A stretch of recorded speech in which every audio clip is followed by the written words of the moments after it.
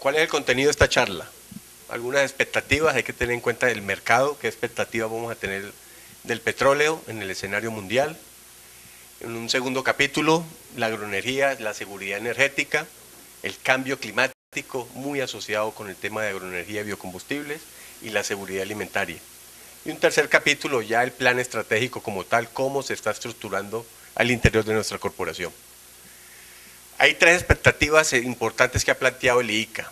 La primera es la agroenergía y los biocombustibles realmente van a eliminar la dependencia de los combustibles fósiles.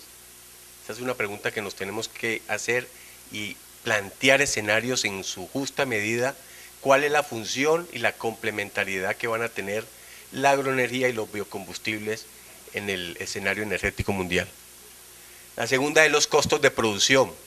Realmente la agroenergía ha tomado importancia en la medida que el costo del petróleo está por encima de los $60.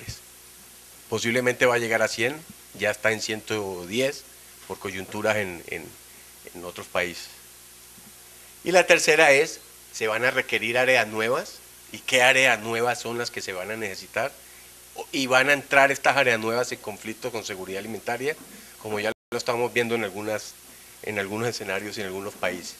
Las fuentes de la energía mundial todos los conocemos, básicamente son 4 o 5, es el carbón, es el petróleo, es el gas, es la energía con el agua, la nuclear, dependiendo de las ventajas comparativas y competitivas de cada país, le apuntan a cada una de estas. Pero el petróleo es finito. Realmente esta es una hipótesis muy reciente, que tenemos petróleo para 36 años. Haciendo simplemente la división entre las reservas mundiales con el consumo actual, tenemos petróleo para 36 años. ¿Cuál es el crecimiento de la demanda de la energía en el mundo? Eso es importante para ver en qué escenario nos vamos a mover nosotros con estas nuevas energías alternativas. El crecimiento más importante se va a dar en la India, con un 165%, y por eso la India le está apostando a las energías alternativas desde hace 10, 15 años. Le apostó a los sorgos dulces y le apostó a la jatrofa como dos elementos claves de su energía complementaria. Latinoamérica realmente va a tener un crecimiento del 48%, ligeramente al crecimiento que va a tener el mundo. Colombia realmente tiene un escenario favorable, tiene una canasta energética comparado con otros países favorable. Vamos a ver algunos ejemplos.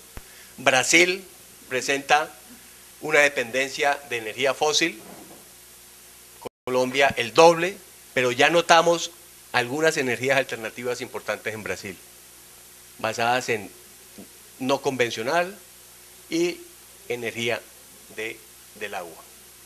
Y Colombia obviamente tiene una participación importante en la energía no convencional.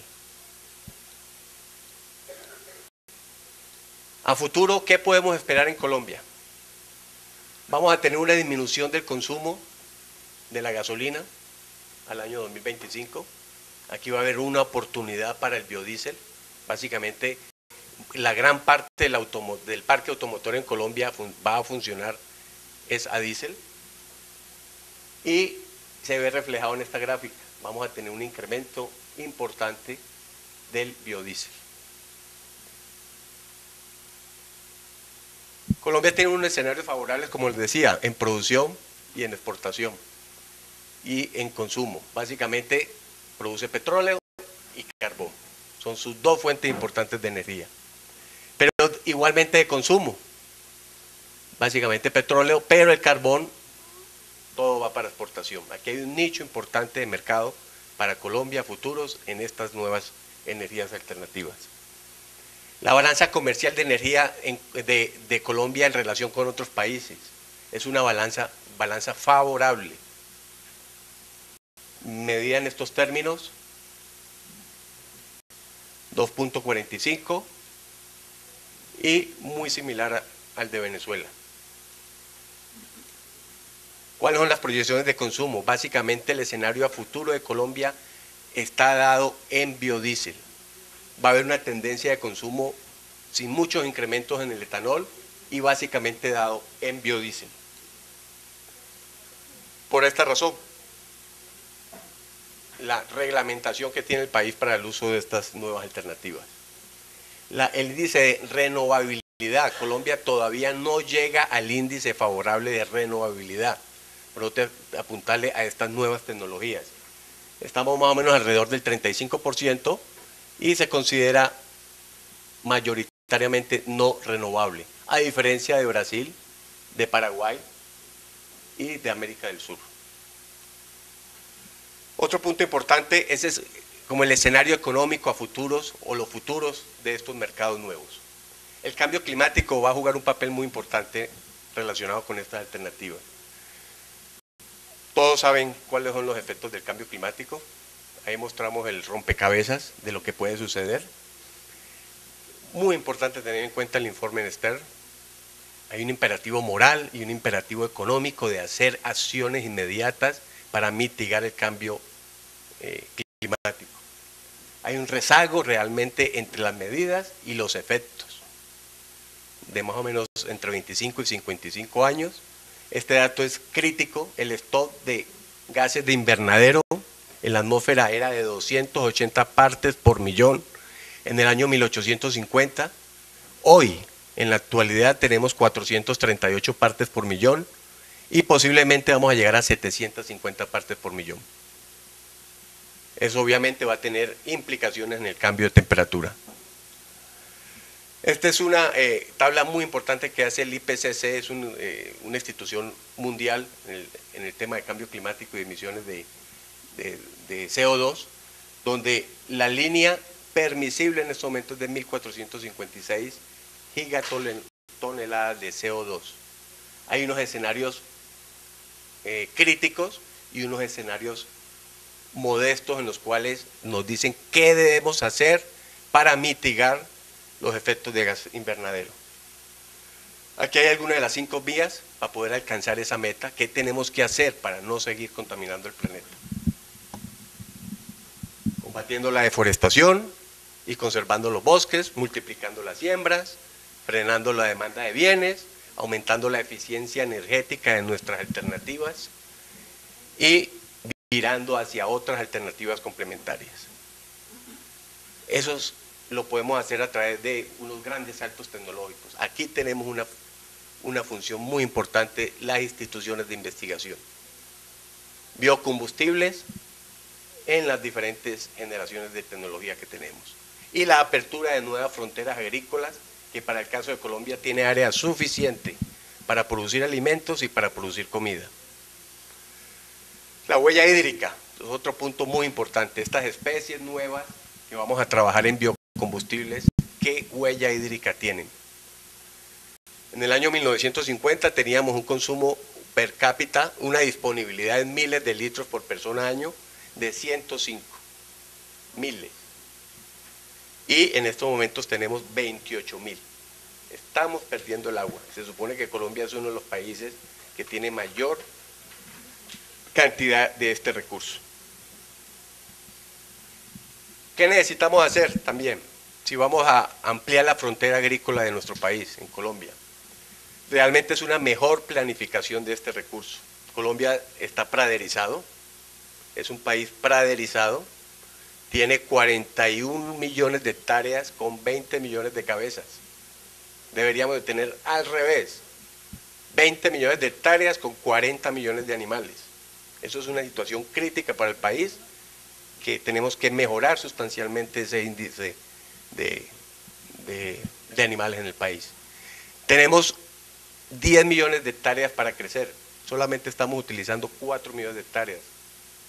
Entonces, solamente con una buena planificación, el país tiene área suficiente para producir alimentos y para producir comida. El problema de seguridad alimentaria. La gráfica anterior nos dice que no es válido eso en Colombia.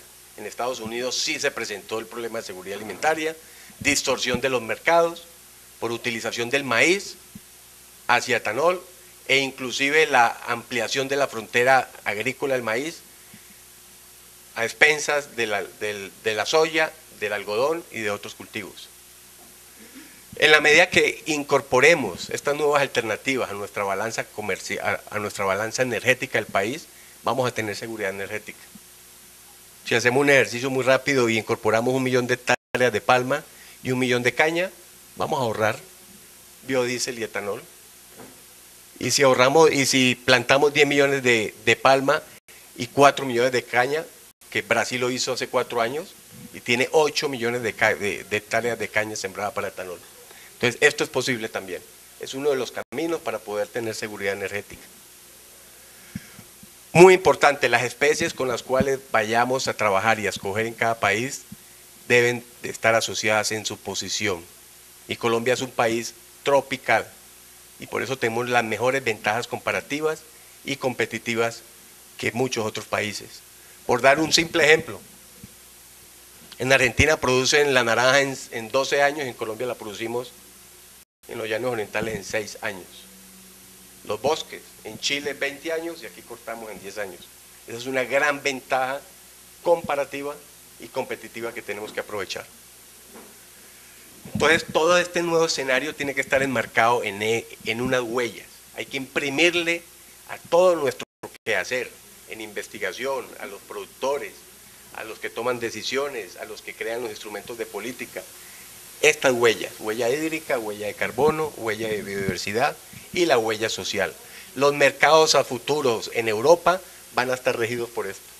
Quizás nuestro mercado puede ser interno, pero también si queremos exportar, en este momento Colombia no pasa el examen en caña y en palma si nos exigen cumplir con esta reglamentación internacional.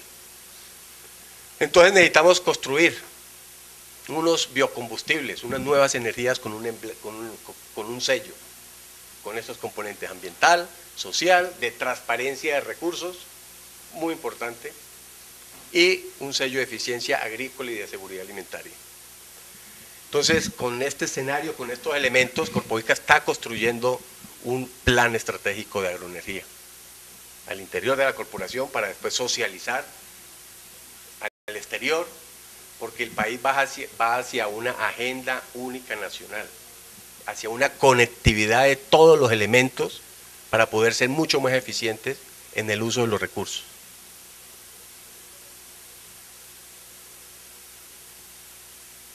Es un rompecabezas.